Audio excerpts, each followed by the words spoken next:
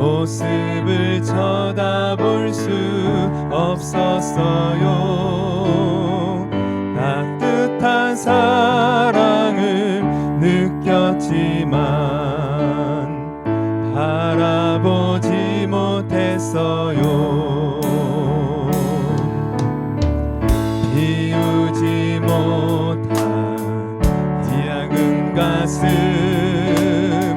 주님의 사랑은 너무 커요.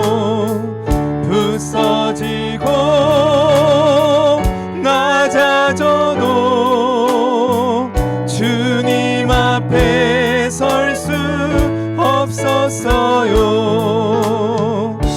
오늘도 찾아온 주님의 이름을 불러봅니다. 부를수록 다정한 주님 모습 가만히 안아봄. 우리 처음부터 다시 한번 고백합니다. 어느 날 다가온 주님의, 어느 날 다가온 주님의 이름을 부를 수 없었어요. 뜨거운 사랑을 느꼈지만 부를 수 없었어요. 어느 날 다가온 주님의 모습을 쳐다볼 수 없었어요. 따뜻한 사랑을 느꼈지만 바라보지 못했어요. 비우지 못한 내 작은 가슴, 주님의 사랑은 너무 커요. 부서지고 낮아져도 주님 앞에 설 수 없었어요.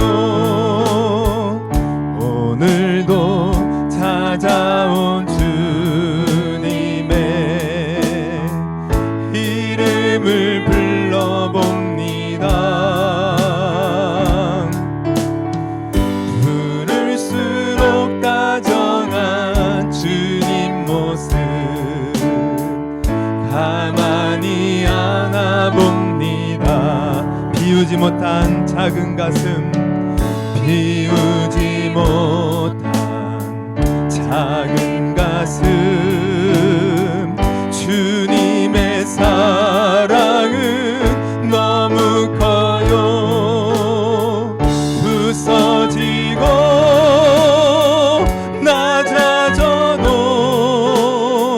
주님 앞에 설 수 없었어요. 오늘도 찾아온 주님의 이름을 불러봅니다. 부를수록 다정한 주님 모습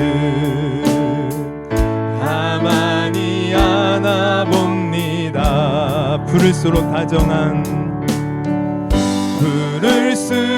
다정한 주님 모습 가만히 안아봅니다. 아멘, 아멘. 오늘도 우리 주님이 우리와 함께 하시는 줄 믿습니다. 우리 그 주님이 우리의 힘이 되시고 우리의 생명이 되시고 우리의 구원이 되십니다. 할렐루야. 우리 계속해서 머리 박수 치면서 찬양합니다.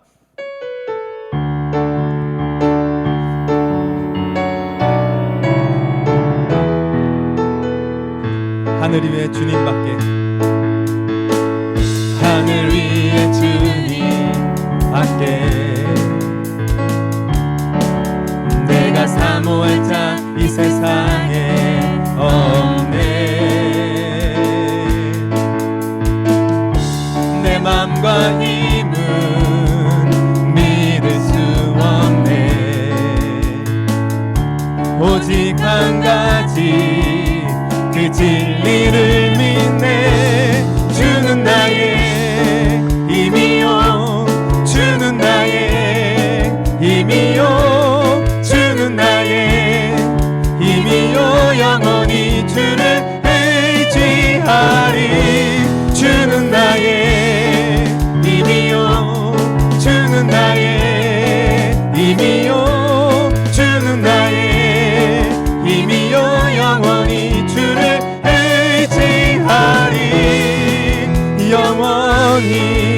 다시 한번 하늘 위의 주님밖에, 하늘 위의 주님 밖에 내가 사모할 자 이 세상에 없습니다.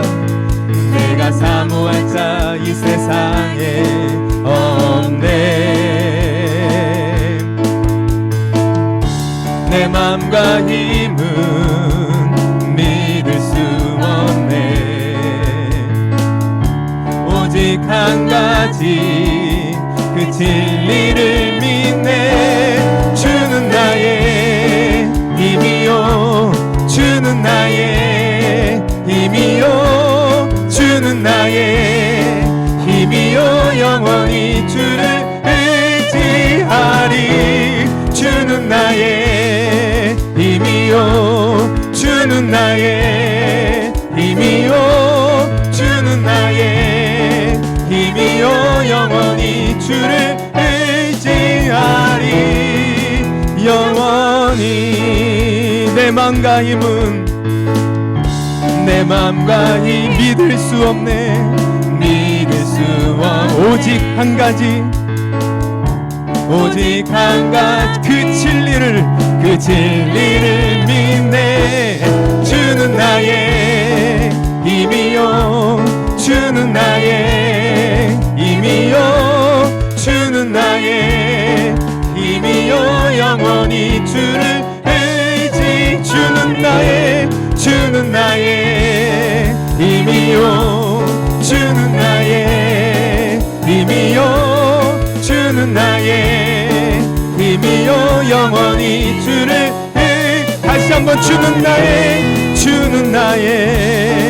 힘이요, 주는 나의 힘이요, 주는 나의 힘이요.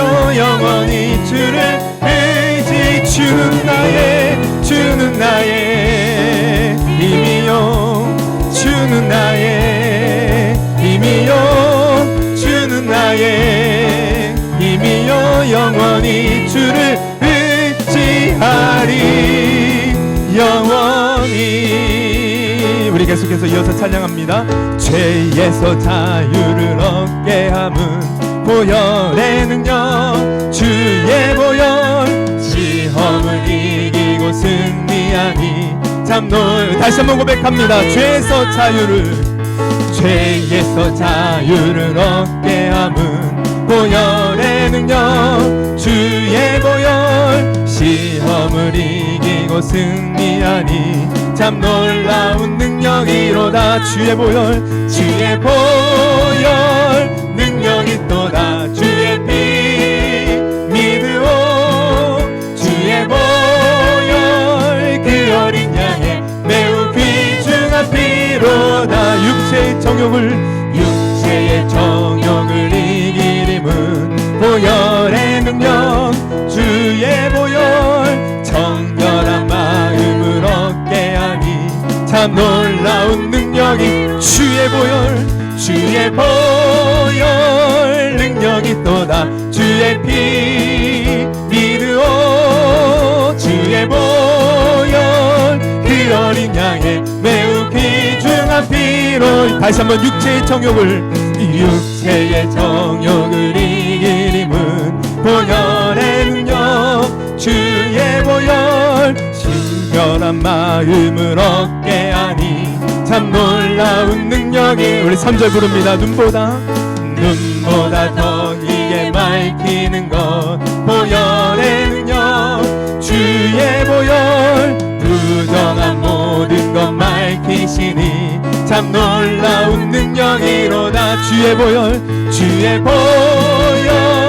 능력이 또다. 주의 피 믿으오, 주의 보혈 그 어린 양의 매우 귀중한 피로. 주의 보혈 능력이 또다. 주의 피 믿으오, 주의 보혈 그 어린 양의 매우 귀중한 피로다. 구주의 복음을 전할 제목 보혈의 능력, 주의 보혈. 날마다 나에게 찬송 주니 참 놀라운 능력이로다.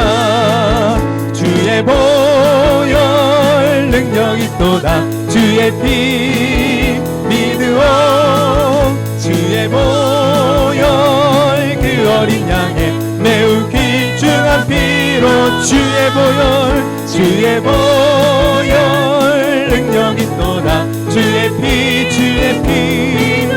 믿으오 주의 보혈 그 어린 양의 매우 귀중한 우리 1절부터 다시 한번 부릅니다. 죄에서 자유를 얻게 함은 보혈의 능력 주의 보혈 시험을 이기고 승리하니 참 놀라운 능력 육체의 정욕을 이기림은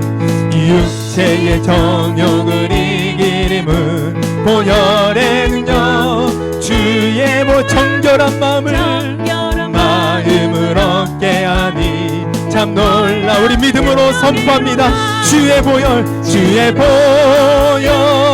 능력이 또다 주의 피 믿으오 주의 보혈 그 어린 양의 매우 귀중한 주의 보혈 능력이 또다 주의 보혈 능력이 또다 주의 피 믿으오 주의 보혈 그 어린 양의 매우 귀중한 피 눈보다 더 이게 맑히는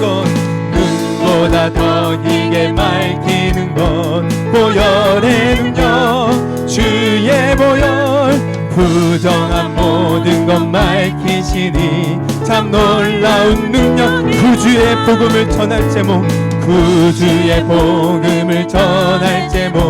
보혈의 능력 주의 보혈 날마다 나에게 찬송 주니 참 놀라운 능력 주의 보혈 우리의 모든 죄를 정결하게 씻는 주의 보혈 지옥의 문을 닫고 천국 문을 여는 보혈의 능력인 줄 믿습니다. 보혈 그 어린 양의 매우 귀중한 피 주의 보혈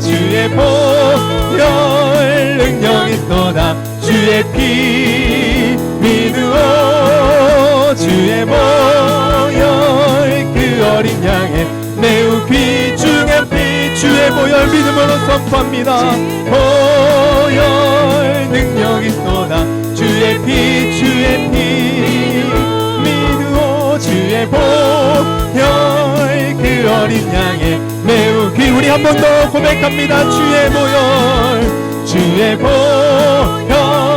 능력이 또다 주의 피 믿으오 주의 보혈 그 어린 양의 매우 귀중한 피로다 우리 믿음으로 선포합니다. 주의 보혈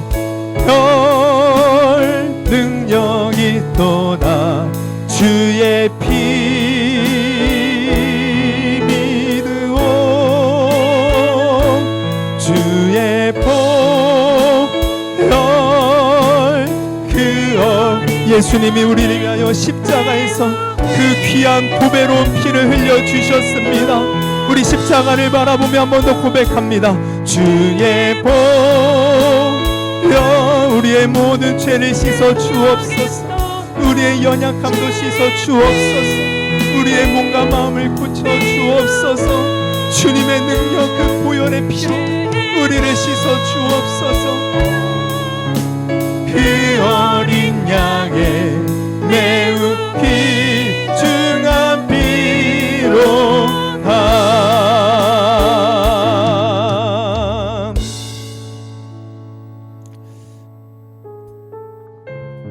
우리 계속해서 우리 찬양 마지막으로 우리 주님께서 오늘도 우리에게 말씀하십니다. 두려워 말라 놀라지 말라 내가 너와 함께함이라. 우리 이 찬양 부르시면서 그 주님을 우리 뜨겁게 다시 한번 느끼고 경험하는 이 시간 되기를 원합니다. 물 가운데 지날 때에도 침몰치 않으며 불 가운데 행할 때에도 너를 하시리. 너를 지명하여 부르신 하나님 큰 사랑, 너를 구속하여 살리신 하나님 내게 말씀하시네. 두려워 말라,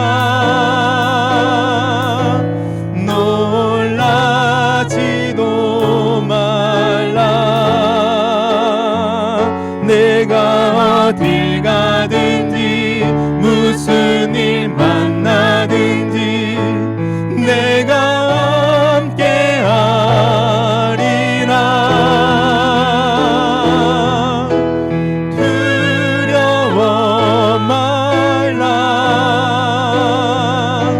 놀라지도 말라. 내 너를 붙들리라, 너를 도우리라. 주님 약속하셨네. 우리 다 같이 고백합니다. 물 가운데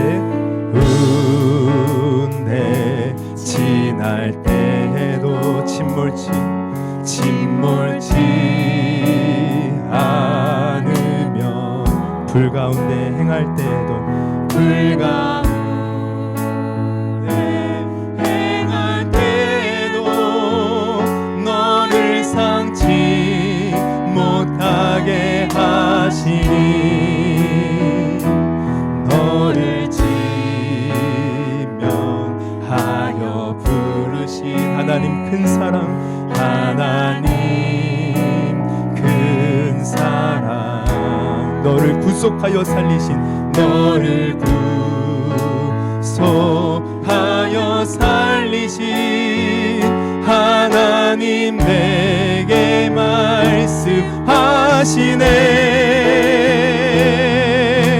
두려워 말라, 놀라지도 말라. 내가 어딜 가든지 무슨 일 만나든지 내가 함께 하리라. 두려워 말라, 놀라지도 말라. 내가 널 붙들리라, 너를 도우리라. 주님 약속하셨네. 두려워 말라, 두려워 말라, 놀라지도 말라, 놀라지도 말라. 내가 어딜 가든지 무슨 일 만나든지 내가 함께 하리라. 두려워 말라, 두려워 말라, 놀라지도 말라. 내 너를 붙들리라, 너를 도우리라. 주님 약속하. 우리 한 번 더 고백합니다. 주님 말씀하셔요. 두려워 말라, 두려워 말라,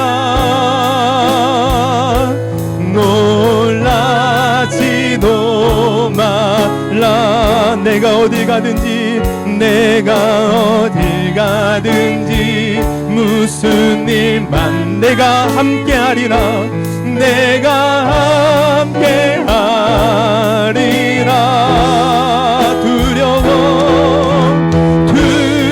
두려워 말라,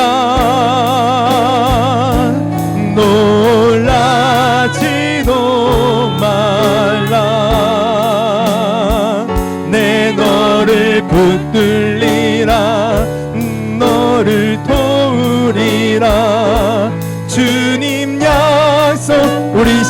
기도합니다. 우리 주님께서 오늘도 말씀하셔요. 놀라지 말라, 두려워하지 말라고. 주님, 내가 믿음으로 나아갑니다. 주님 함께 하시고 능력으로 붙들어 주시고 오늘 기도회를 통하여 우리의 몸과 마음과 영혼이 새로워지고 힘을 얻는 귀한 시간 되게 해달라고 우리 한번 주여 3번 부르시고 기도합니다. 주여. 한 목소리로 우리 길지 않으니까요 같이 봉독하도록 하겠습니다. 시작. 너희는 마음에 근심하지 말라. 하나님을 믿으니 또 나를 믿으라. 내 아버지 집에 거할 곳이 많도다. 그렇지 않으면 너희에게 일렀으리라. 내가 너희를 위하여 거처를 예비하러 가노니 가서 너희를 위하여 거처를 예비하면 내가 다시 와서 너희를 내게로 영접하여 나 있는 곳에 너희도 있게 하리라. 아멘. 아멘.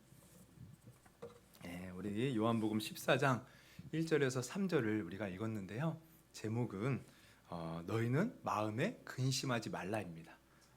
너희는 마음에 근심하지 말라. 여러분 오늘 마음에 근심 있는 분들 우리 근심 다 해결하고 돌아갈 수 있는 귀한 은혜의 시간이 되기를 주님의 이름으로 축원합니다.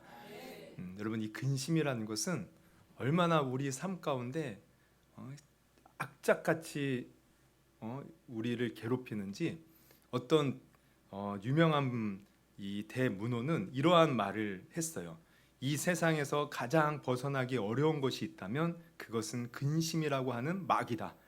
아무 일이 없는 날에도 그 마귀는 사람을 괴롭게 하고 혼란 속에 몰아넣는다.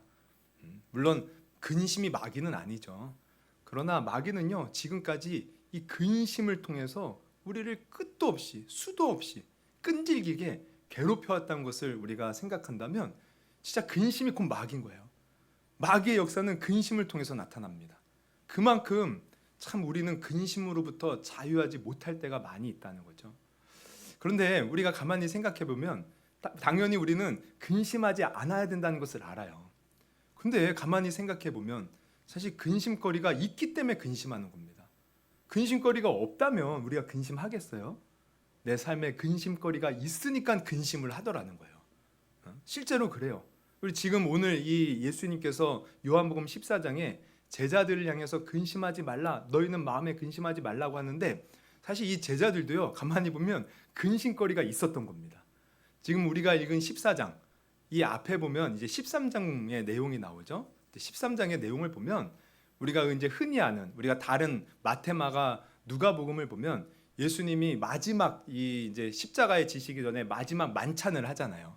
그러면 다른 성경은 이제 그 우리가 흔히 말하는 이제 성찬식, 주의 만찬을 합니다. 근데 요한복음은요, 이 주의 만찬에 대해서는 안 나오고 예수님이 어떤 일을 하셔요? 제자들과 만찬을 하실 때 발을 씻겨 주시는 거예요. 발. 이제 그 내용이 나와요. 그러면서 예수님이 발을 씻겨 주시고 난 후에 어떤 얘기를 하냐면 너희 중에 한 사람이 나를 배신할 것이다. 나를 팔 것이다. 그게 누굽니까? 가룟 유다죠. 근데 당시 이 제자들은 모르는 거예요. 그러니까 이 얘기를 들었을 때 충격인 거죠. 누가 예수님을 팔고 누가 예수님을 배반하나? 예수님이 떡을 이 포도주에 적셔서 내가 주는 그 사람이 나를 팔 것이다 하면서 가룟 유다에게 직접 줍니다. 근데도 몰라요. 가룟 유다는 그 떡을 받고서는요 나가요. 이제 예수님을 팔려고. 이런 이야기들이 13장에 나와요. 그러면서 예수님이 하시는 말씀이 또 뭐냐면 내가 너희를 떠날 것이라는 거예요. 그 전에도 계속해서 내가 곧 죽게 될 것이다. 대제사장 서기관 장로들에게 끌려가서 죽게 될 것이라고 말씀하셨는데 또 내가 너희를 떠난다는 거예요. 죽는다는 거예요. 아니 이런 얘기를 듣는데 그 제자들이 근심하지 않을 수가 없는 거죠. 베드로가 주님 내가 어디 가십니까? 내가 끝까지 목숨까지 버리면서 따라가겠습니다. 예수님이 말씀하셔요. 네가 무슨 목숨을 버리냐? 닭 울기 전에 네가 나를 3번 부인할 것이다. 그러면서 예수님이 하시는 말씀이 이제 오늘 14장 1절입니다. 그러면서 하시는 말씀이 너희는 마음에 근심하지 말라는 거예요. 그러니까 지금 제자들은요 근심에 휩싸여 있는 거예요. 휩싸여 있는 거예요. 예수님이 자꾸 떠난다는 말씀하시고 누가 배반한다는 말씀하시고 자꾸 예수님이 죽는다는 말씀하시니까 근심거리가 있으니까 근심하더라는 거죠. 그러니까 우리도 마찬가지예요. 여러분 누구는 근심하고 싶어서 근심합니까? 근심거리가 있으니까 근심하죠. 그래서 우리가 근심거리들의 내용을 보면 지금 제자들도 가만히 분석해 보면 이게 크게 2가지입니다. 하나는 사람 때문에 근심하는 거예요. 결국 예수님을 그들이 3년 동안 자기 그물, 배 다 버려두고 예수님 따라다녔어요. 근데 이제 와서 예수님이 내가 죽겠다고 말씀하시면 아니 이게 근심거리가 되지 않고 뭐가 되겠습니까? 그러니까 결국 뭐예요? 이 사람 관계 속에서 오는 이게 근심인 거예요. 근데 가만히 생각해 보면 우리의 근심의 정말 절반 이상, 아니 어쩌면 90% 이상이요, 다 사람 때문에 오는 근심이에요. 사실 누구 때문에 내가 이렇게 걱정하고, 누구 때문에 내가 속이 상하고, 내가 누구 때문에 상처받고, 누구 때문에 열받고, 누구 때문에, 사람 때문에. 그러니까 결국 다 하는 것들, 근심이 다 사람 때문에. 남편 때문에 근심하고, 또 자식 때문에 근심하고, 또 내가 어디 가서 누구 만나는 사람 때문에 근심하고. 여러분 얼마나 많은 근심거리들이 사람을 통해서 옵니까? 그러니까 이 사람 때문에 오는 이 근심, 내가 잘하고 싶어도, 내가 정말 주님의 은혜 가운데 그래 목사님 말씀처럼 내가 화목을 이루고 잘해야지. 근데 그게 쉽게 되냐 이거예요. 상대방이 따라와 주지 않는데 이런 근심들. 그리고 또 제자들이 이 겪는 근심은 또 어떤 건가 봤더니 이들은 예수님을 따라다니면서 사실 큰 기대를 갖고 있었어요. 예수님이 분명히 메시아라고 믿고서 이 예수님이 왕으로서 이 땅을 제패하고 이 땅을 다스릴 것을 기대했어요. 근데 예수님이 죽겠다는 거예요. 아니 그러면 지금 이들의 꿈이 하루아침에 물거품이 되는 겁니다. 여러분 세베대의 두 아들이 하루는 예수님께 가서 뭐라고 요구를 해요? 우리 마가복음에 보면 이렇게 요구하죠. 10장 35절에 세베대 아들 야고보와 요한이 주께 나와 여짜오되 선생님이여 무엇이든지 우리의 구하는 바를 우리에게 하여 주시기를 원하옵나이다. 그러니까 우리가 이제 뭔가를 구하는데 이루어 주세요 이거죠. 그러면서 뭘 요구해요? 우리 36절에 보면은 예수님이 말씀하시죠. 너에게 무엇을 하여 주시기를 원하느냐? 37절 한번 같이 읽어봅니다. 시작. 여짜오되 주의 영광 중에서 우리를 하나는 주의 우편에 하나는 좌편에 앉게 하여 주옵소서. 여러분 지금 여기서 말하는 영광 중이라는 것은요, 우리가 말하는 예수님이 구름 타시고 다시 오시는 그 영광을 말하는 것이 아니라 예수님이 이 땅에서 다윗 왕처럼 무력으로 로마를 이기고 이스라엘 나라를요 세계 아주 웃뜸되는 나라로 세우는 그 영광을 말하는 거예요. 황제, 이런 왕이 될 것을 기대한 거죠. 그래서 그 영광 중에 임할 때 우리를 하나는 우편에 하나는 좌편에 뭐예요? 왕의 버금가는 그러한 자리를 달라는 거예요. 세상 명예, 권세, 영광을 달라는 거예요.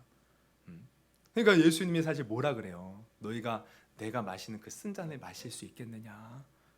그렇다면 이 모든 영광은 하나님이 주시는 거지 내가 주는 게 아니다. 그러면서 사실 예수님은요 쓴 잔을 얘기해요. 고난을 얘기해요. 고난 받아야 된다. 하여튼 이런 얘기. 그러니까 뭐예요? 지금 이 두 제자 속에는 뭔가 세상에서 예수님을 통해서 높아지려고 했던 거예요. 근데 이것은요 이 두 사람뿐만 아니라 사실 다른 제자들도 동일하게 갖고 있는 마음이었어요. 그래서 이 두 세베대의 아들 야고보와 요한이 이 얘기를 하고 나왔을 때 어떻게 해요? 다른 제자들도 화를 내는 거예요.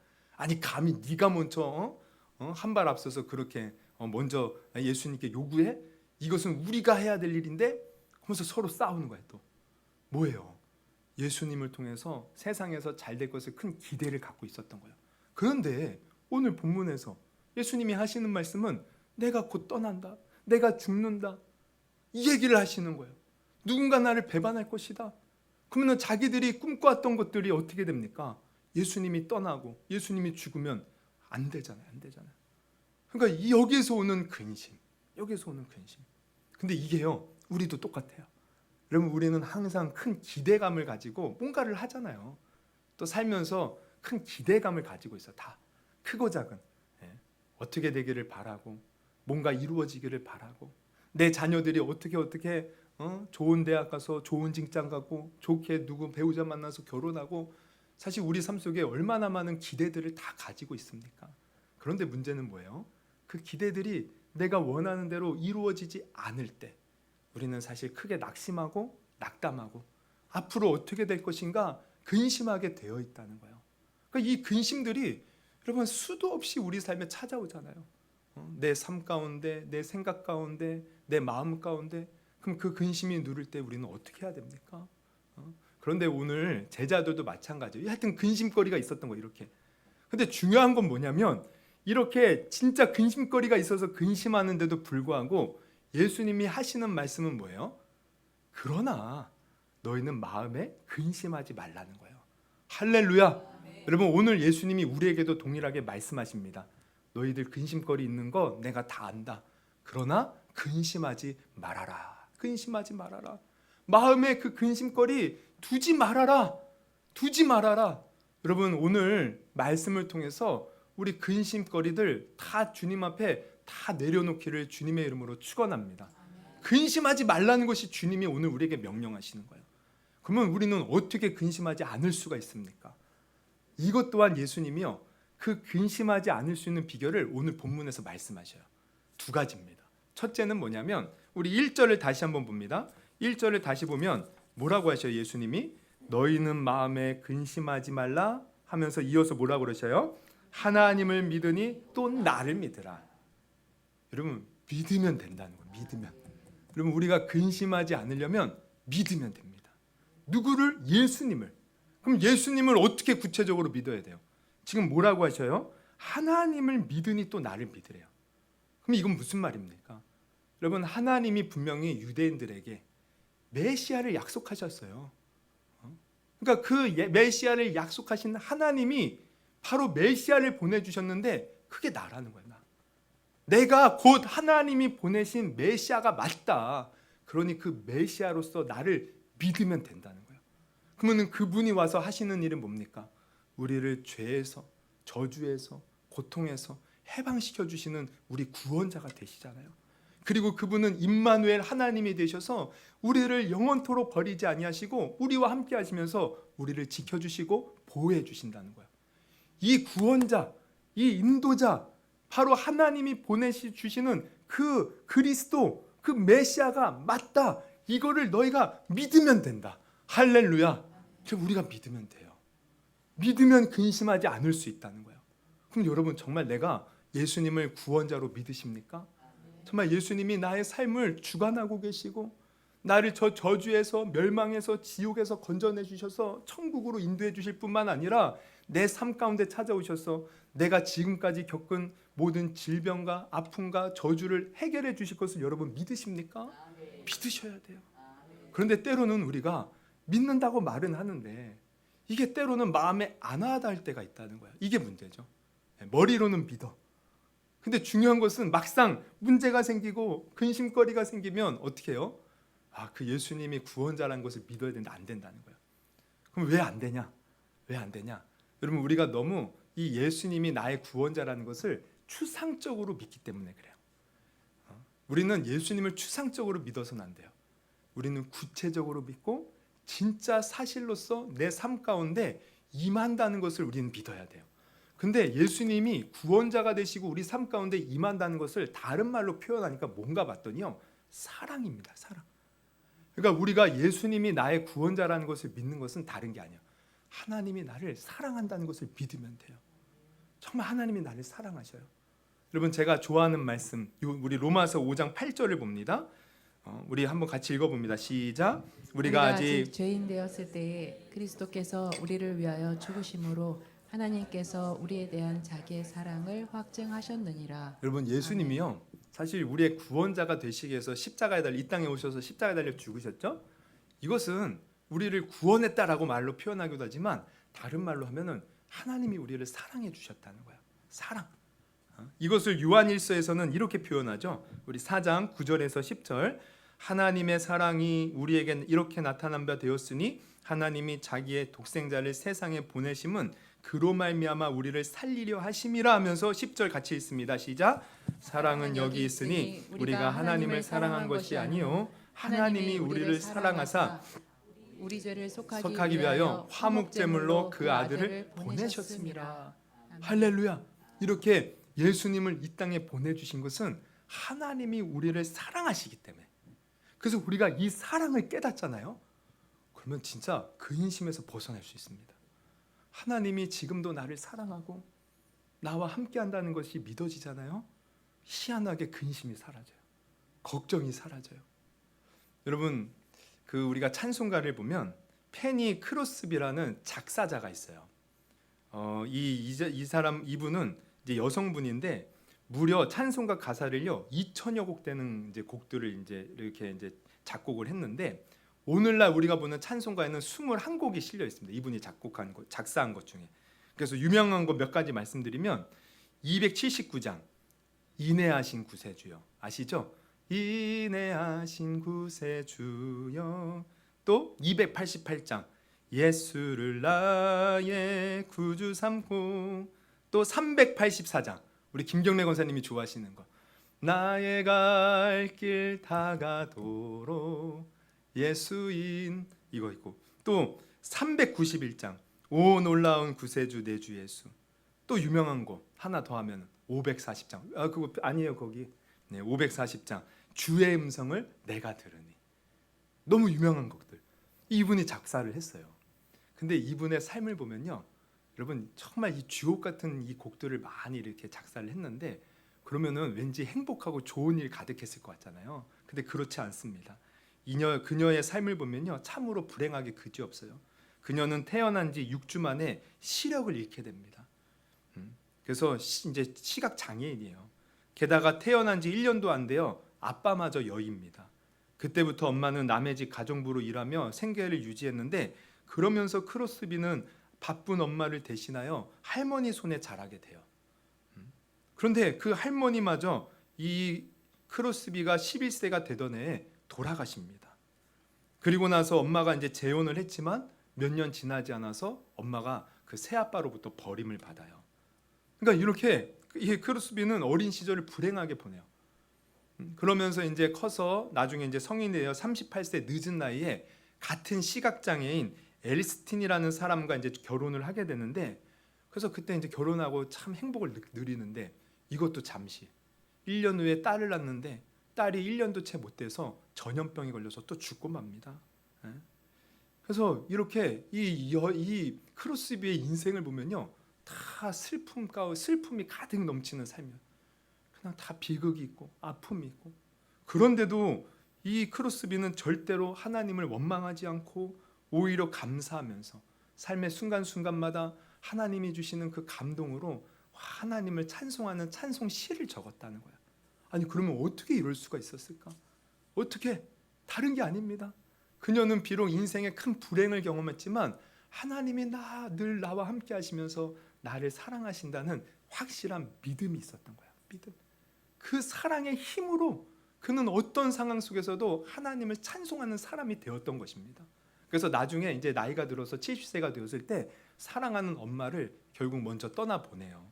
그때요 지은 찬송가가 바로 이겁니다. 아까 우리 띄었던 거 391장 오 놀라운 구세주 예수 내 주 참 능력의 주시로다 큰 바위 및 안전한 그곳으로 내 영혼을 숨기시네 메마른 땅을 종일 걸어가도 나 피곤치 아니하며 저 위험한 곳 내가 이를 때면 금 바위에 숨기시고 주 손으로 덮으시네.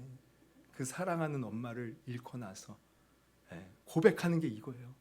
주님이 나를 온 종일 메마른 땅을 걸어갈지라도 주님이 나를 지켜주시고 나를 덮어주시고 나와 함께 하신다. 뭡니까? 하나님이 나를 사랑하시고 나를 지켜주시고 나를 보호해주시고 이 믿음이 있었다는 겁니다. 여러분 우리가 근심에서 벗어날 수 있는 길은 다른 게 아니에요. 바로 하나님이 나를 지금도 사랑하시고 나를 보호하시고 지켜주신다는 것을 믿으면 되는 것입니다. 그러니까 사도 바울도 우리가 보면 얼마나 많은 고난이 있고 슬픔이 있었어요. 아픔이 있고 우리는 사도 바울처럼 우리 아들 되게 해달라고 어떤 분은 기도하는데 야 이거 진짜 큰일 날 소리 하고 있어. 사도 바울이 얼마나 많은 고난을 받았는데 자기 아들 그 고난 받으면 감당치 못할걸요. 당장에 야 너 주의 종 하지 마라 이럴걸요 아마. 얼마나 많은 고난을 당합니까? 근데 그가 고백하는 게 뭐예요? 우리 로마서 8장 35, 37절 한번 같이 읽어봅니다. 시작. 누가 우리를 그리스도의 사랑에서 끊으리요? 환난이나 공고나 박해나 기근이나 적신이나 위험이나 칼이라 기록된 바 우리가 종일 주를 위하여 죽임을 당하게 되며 도살당한 양같이 여김을 받았나이다 한가 같으니라. 그러나 이 모든 일에 우리를 사랑하시는 이로 말미암아 우리가 넉넉히 이기느니라. 야, 고린도 후서의 1장 보면요, 얼마나 환난이 심하고 고난이 심한지 자기는 살 소망마저 다 끊어졌다고 고백을 해요. 근데 하나님이 그 가운데 자기를 지켜주시고 위로해 주셨다. 여러분, 사도 바울은 하나님의 사랑으로 그 고난과 환난을 이겨낸 겁니다. 우리도 마찬가지예요. 여러분, 성경을 우리가 주제를 말한다면 한마디로 두 단어로 말하면요, 예수님의 사랑이에요. 사랑. 좀 길게 말하면 예수님을 통한 하나님의 사랑. 이걸 좀 더 길게 말하면 죄 가운데 빠진 우리를 예수를 통하여 구원하여 주신 하나님의 놀라운 사랑. 이것이 성경의 주제입니다. 존 스토트라는 유명한 신학자는 누가 물어봤을 때 성경을 뭐라고 말씀하실 겁니까? 하나님의 사랑입니다. 하나님의 사랑. 여러분, 성경은 바로 우리를 사랑한다는 하나님의 놀라운 이야기가 적혀 있는 거예요. 우리가 이 사실을 깨달을 때 여러분, 우리는 근심에서 벗어날 수 있다는 거예요. 제가 주일에도 인용했던 말씀인데 우리 스바냐 3장 17절 한번 같이 볼까요? 같이 한번 읽어봅니다. 너희 하나님 시작. 너희 하나님 여호와가 너희 가운데 계시니 그는 구원을 베푸실 전능자시라. 그가 너로 말미암아 기쁨을 이기지 못하시며 너를 잠잠히 사랑하시며 너로 말미암아 즐거이 부르며 기뻐하시리라 하리라. 주님은 우리를 잠잠히 사랑하시고 우리를 기뻐하신대요. 근데 이것을요, 예수 그리스도를 통하여 확증하여 보여주셨다는 거예요. 그러니까 우리가 예수님을 믿는다는 것은 다름 아닌 하나님이 나를 사랑하신다는 것을 믿는 것이고, 우리가 이 사랑을 깊이 깨닫고 아는 사람이 어떠한 순간에서도 내가 그것을 이기고 믿음으로 극복하고 근심하지 않고 주님을 찬송하는 사람이 될 수 있음을 여러분 아시기를 바랍니다. 여러분, 재밌는 게 뭔지 아세요? 여러분, 세상도요 사랑을 얘기해요. 근데 이 이유가 있습니다. 왜냐하면 이 사랑이 없으면 안 되거든요. 제가 이 심리학을 공부했을 때 이런 걸 공부했어요. 우리 어렸을 때 자녀들은요, 엄마나 아빠나 애착 관계를 형성을 잘해야 돼요. 그래야 건강한 자아, 건강한 심리를 가지고 잘 자라서 건강한 성인이 될 수 있다는 거예요. 그럼 이걸 거꾸로 말하면 이제 어렸을 때 부모로부터 충분한 사랑을 받지 못하잖아요. 그럼 어떻게 되는지 아세요? 애가요 말라가요. 애가 성격이 예민해져요. 그리고 나중에 커서도요, 뭔가 불만족 속에서 끊임없이 뭔가 막 불만 불평이 가득하고, 이런 사람은 나중에 어떻게 되냐면 그 중독에 빠지기 쉬운 거예요. 뭔가 중독이 되는 거예요. 왜? 불만족스러워. 그리고 인간관계, 대인관계도 제대로 하지 못하고. 그러니까 중요한 게 뭐냐면 사랑받는 겁니다. 사랑받는 거.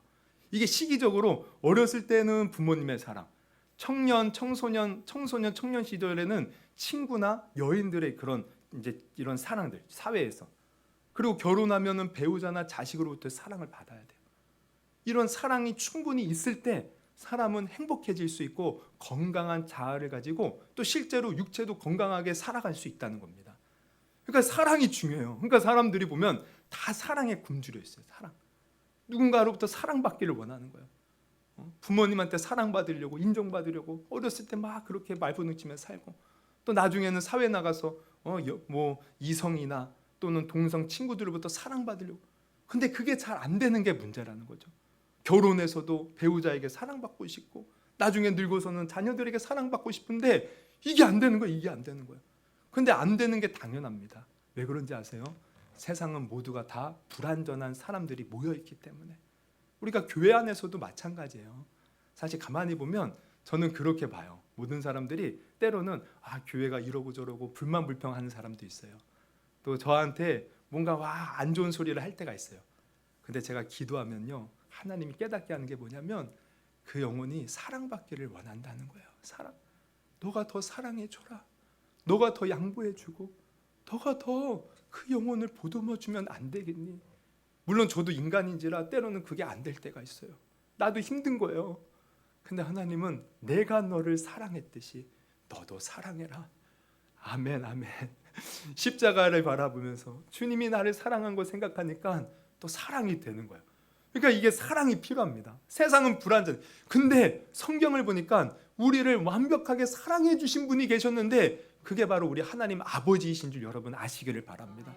근데 그 사랑을 어떻게 증명해 보여주셨습니까? 2000년 전 예수님을 이 땅에 보내주셔서 우리를 대신해서 십자가에 달려 죽게 하셨다는 거예요. 그 예수님이 고통 중에 아바 아버지여 왜 나를 버리십나이까 고백하면서 그 절규 속에서 죽잖아요. 근데 하나님은 가만히 계셔요. 왜? 죽어야 되니까. 내 아들이 죽어야 인류가 살 수 있고 우리 인간을 살릴 수 있으니까. 그러니까 이 예수님이 십자가에서 달려 죽으셔서 진정한 메시아가 된 것은 하나님이 우리를 사랑한 확증이 된다는 것을 여러분 언제나 잊지 말고 기억할 수 있기를 주님의 이름으로 축원합니다. 그래서 우리가 힘들고 어려울 때 어떻게 하면 돼요? 십자가 바라보면서 주님이 나를 이토록 사랑해 주셨구나. 그래서 그 사랑으로 들어가세요. 주님 나 힘들어요. 나 괴로워요. 나 근심이 너무 가득해요. 어떻게 합니까? 주님. 여러분 저는 늘 그럴 때마다 주님이 말씀하셔요. 내가 너를 사랑한다. 내가 너를 두려워하지 말라. 놀라지 말라. 내가 너와 함께한다. 그러면요 어느새 근심 걱정이 다 사라지는 거예요. 와 힘이 나는 거예요. 주님이 사랑해 주시는구나. 그러면서 더 확신 주는 것은 하나님이 결국에는 다 해결해 주신다는 겁니다. 그럼 정말 감쪽같이 해결돼요. 여러분 이 사랑 여러분 오늘 분명히 다시 한번 누릴 수 있기를 주님의 이름으로 축원합니다. 그리고 두 번째로 우리가 또 근심에서 벗어나는 비결을 예수님이 알려주시는데 뭐냐면 소망을 품으라는 거예요. 그래서 2절부터는 예수님이 뭐라고 말씀하셔요? 우리 2절부터 보면 우리 같이 한번 쭉 읽어볼까요? 시작. 내 아버지 집에 집에 거할 곳이 많다. 그렇지 않으면 너희에게 일렀으리라. 내가 너희를 위하여 거처를 예배하러 가노니. 예, 가노니. 그 3절 가서 너희를 위하여 거처를 예비하면 내가 다시 와서 너희를 내게로 영접하여 나 있는 곳에 너희도 있게 하리라. 그러니까 이게 곧 무슨 말입니까? 사실 제자들은요 자기들이 죽을까 예수님 때문에 어떤 일을 당할지 걱정 염려 그리고 이렇게 인생이 끝나나. 근데 주님은요 사실 놀라운 계획을 갖고 계시는 거예요. 저 영원한 하늘나라를 바라보시면서 너희들 그거 내가 예비하러 갔다가 다시 오면 너희들 그곳에 갈 수 있도록 인도해 줄 것이다. 이 말이 뭡니까? 내가 너희에게 영원한 천국을 주겠다. 그러니 걱정하지 말고 근심하지 말라는 거예요. 이 땅에서 우리가 죽는다 한들 여러분 세상에서는 죽지 않는 사람이 누가 있습니까? 사실 우리는 유한한 인생 사는 거예요. 우리는 어떻게든 죽지 않으려고 발버둥 치지만 언젠가는 사람 다 죽지 않습니까? 근데 우리가 알다시피 죽은 다음에 어떻게 돼요? 예수를 믿지 않는 사람은 지옥 갑니다. 이거는 사람들이 아유 지옥 재수없게 왜 지옥 얘기해? 이거 어쩔 수가 없어요. 성경성을 말하는 진리니까. 근데 예수 믿는 사람은 어떻게 돼요? 비록 우리가 연약하고 현재 내가 정말 연약하고 부족해도요 예수만 믿으면 그 믿음으로 우리는 천국 가는 거예요. 할렐루야. 그러니까 예수님이 이거예요. 너희들이 세상에서는 비록 나를 믿음으로 환난이 있고 고난이 있고 역경이 있고 사람들이 너를 무시하고 너희가 외면당하고 이 땅에서 아무것도 누리는 거 없는 것처럼 보일지 모르지만 너희에게는 천국이 있다. 천국. 이 영원한 천국 바라보면서 기뻐하고 근심하지 말아라. 우리도 마찬가지예요. 여러분 우리가 근심하지 않을 수 있는 비결은요 소망을 품고 천국 바라보는 겁니다. 내가 지금 이 걷는 이 환난의 이 시간들 인생이 참 얼마나 이 참 고난의 인생입니까? 솔직히 말하면 여러분 아유 나같이 고난 받은 사람 있으면 나같이 힘든 일 있으면 나와보라 그래. 누구는 그럴지 모르지만 여러분 다 한 사람씩 붙잡고 얘기해봐요. 정말 사연 없는 인생 없고요 아픔 없는 인생 없습니다. 다 그래요 다. 근데 우리는요 이러한 환난의 이러한 인생길 근데 그 끝에는 좋은 것이 있다는 거예요. 천국. 만약에 그 좋은 것이 없다면 정말 인생은 허무합니다. 너무 헛된 거예요. 아니 죽으면 다 끝나는 것 아무것도 없는 그 미래 열심히 살아봐야 뭐하나 허무해요. 근데 천국이 있으면 허무하지 않습니다. 내가 비록 고난받고 고생할지 모르지만 천국이 있는 거예요. 천국. 이 천국 바라보면서 여러분 오늘 근심이 있습니까? 다 털어버릴 수 있기를 주님의 이름으로 축원합니다. 그래서 이 천국을 바라보는 사람이요 정말 믿음 생활도 잘할 수 있고 늘 믿음으로 승리하는 힘을 얻을 수 있어요. 여러분 제가 예전에 이 심리학을 공부할 때 이게 좋아했던 이제 책 중에 하나가 이제 이거 이제 심리학 책이라고 하긴 좀 뭐한데 이제 그 죽음의 수용소라는 책이 있어요. 빅터 프랭클이라는 어떤 정신과 의사가 이제 쓴 책인데요. 이 사람은요 2차 세계대전 때 유대인 그 홀로코스트 거기에 끌려가서 그 죽음의 수용소라 불리는 아우슈비츠 이 수용소에 갇혔었습니다. 근데 거기에서 이제 본인이 이제 딱 보니까 사람들이요 중노동에 시달리다가 다 죽는 거예요. 그리고 제대로 먹지도 못해요. 그러니까 막 이 영양실조에 걸려서 죽는 사람도 있고 안 그러면 어떻게 죽어요? 생체 실험 당해서 죽는 거예요. 별의별 생체 실험이 다 있어요. 막 전투기를 탈 때 그 전투기 엔진 소리가 엄청 크잖아요. 그러면 그게 인체에 영향을 어떻게 미치는가 이걸 실험하기 위해서 한 빈 공간에 이 유대인들을 다 쳐넣어요. 그리고 소리를 계속 높이는 거야. 그 소리가 아주 우리가 이제 듣는 이 주파수보다 높은 이 고음들이 막 들리잖아요. 그러면 어느 순간 딱 되면 귀에서 눈에서 피가 터져 나와요. 그러면서 죽는 거예요. 아니면은 그 이제 가스 실험 이거에 이제 죽는 사람이 있고 수없이 그렇게 죽어요. 아니면 중독에 시달리면서 죽고. 그러니까 사람들이요 웬만한 정신으로는 버티지 못하는 거예요. 그래서 그렇게 타의에 의해서 죽는 것도 있지만 대부분의 사람도 어떻게 죽냐면 자살해서 죽더라는 거예요. 딱 보니까 자기가 언제까지 살지 모르거든요. 그리고 살아서 나갈지도 모르고 어차피 고통당하는 거 차라리 그냥 목숨 끊자. 그래서 막 그 고압 전류가 흐르는 철조망으로 달려가서 막 죽는 거예요. 아니면은 밤에 어떻게 목매달아 죽든지. 그러니까 이제 이러한 상황 속에서 이 빅터 프랭클이요 이제 거기에 놓여 있어요. 다들 그렇게 소망을 잃고 근데 이분은 어떻게 살았냐면 끝까지 나는 산다. 그러면서 내가 왜 살아야 되는지를 그 이유를 생각하는 거예요. 나는 분명히 살아서 우리의 생사를 알지 못하는 부모님, 아내, 비록 생사는 알지 못하지만 혹시나 그분들이 산다면 내가 만나서 만나줘야지. 그분들이 내가 죽었다는 소식을 들으면 얼마나 슬퍼할까. 그래서 나는 살아야 된다. 행여나 우리 자녀들이 살아있다면 아버지가 살아서 그들을 양육해야지. 그래 나는 살아야 된다. 끊임없이 자기 인생에 대해서 아무것도 정말 이 죄수 수용복을 입고 거기 노동을 하면요 인간으로서의 존재를 상실해요. 근데 자기는 나는 살아야 된다. 나는 살 이유가 있다. 그러면서 그날을 바라보면서 소망을 품는 거예요. 그래서 자기가 살았다는 겁니다. 그래서 그거를 책으로 쓴 게 죽음의 소용소예요. 삶의 의미를 부여하면서 늘 우리는 소망을 품어야 된다. 여러분 근데 이게 맞습니다. 여러분 우리는요 소망이 있어요. 소망. 천국에 대한 소망, 하나님 나라에 대한 소망, 하나님이 우리를 사랑하셔서 영생을 주신다는 그 소망. 이 세상이 아무리 힘들고 고통스럽고 고난이 넘칠까 할지라도 주님이 나와 함께 하셔서 저 영원한 천국으로 인도하신다는 그 소망을요 여러분 분명히 알 수 있기를 주님의 이름으로 축원합니다. 그래서 이 소망을 품잖아요. 희한해요. 근심 있고 어려움이 있어도요 그래 나에게는 천국이 있지. 이것도 언젠가는 지나가리라. 여러분 유대인들이 잘하는 말이 이게 명언입니다. 이 또한 지나가리라. 이 또한 우리 탈무드를 보면 다윗이요 한 신하를 시켜서 반지에 내가 높아졌을 때 교만해지지 않고 또 내가 환난 가운데 있을 때 낙심하지 않는 문구를 하나 적어오라고 시켜요. 이 반지의 색일 한 문장으로 된 거. 그러니까 이 신하가 아무리 고민해도 도대체 이걸 뭘 해야 되나. 그때요 지혜롭게 소문난 솔로몬에게 가서 물어본 거예요. 이 부친 왕이 선친께서 이런 걸 부탁하셨는데 뭐라고 적어야 되겠습니까? 솔로몬이 고민하다가 딱 적어주는 거예요.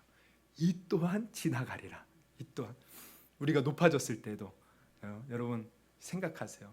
수많은 사람들이요 교만에 빠져서 잘못된 길로 가는 경우가 있거든요. 뭔가 좀 돈 좀 생겼다고 자기가 무슨 지위 좀 높아졌다고. 근데 우리는 항상 기억해야 돼요. 이 또한 지나가리라. 또 우리가 좌절하고 낙심했을 때 지금 내게 힘든 일이 있고 어려움이 있을 때 여러분 어떻게 해야 돼요? 이 또한 지나가리라. 근데 그냥 지나가는 게 아니에요. 우리에게는요 참고 견디고 믿음으로 주님을 바라보면 좋은 것이 기다리고 있다는 거야. 그게 천국이고 천국뿐만 아니라 천국을 가진 사람은요 이 땅에서도 하나님이 때가 되면 높여주시더라는 거야. 여러분 이 마지막에 하고 마치겠습니다.